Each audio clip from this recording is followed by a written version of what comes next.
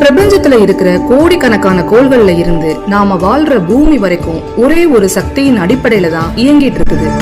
அந்த சக்தி தான் நம்ம பூமியில உயிர்கள் வாழ்றதுக்கு காரணமாவும் இருக்குது. என்னதான் அறிவியல்ல நாம முன்னேற்றம் அடைஞ்சிருந்தாலும் இப்படி உயிர்கள் உருவாறதுக்கு அறிவியல் ரீதியா சரியான விடைய கொடுக்க முடியல. இப்படி அறிவியல் ரீதியா கொடுக்க முடியலனா கூட தவசக்தி மூலமா சில பேர் அந்த சக்தியை உணர்ந்தாங்க. அவங்க தான் சித்தர்கள். ஆனா அப்படிப்பட்ட சித்தர்களை விட சக்தி வாய்ந்தவன் யார் தெரியுமா?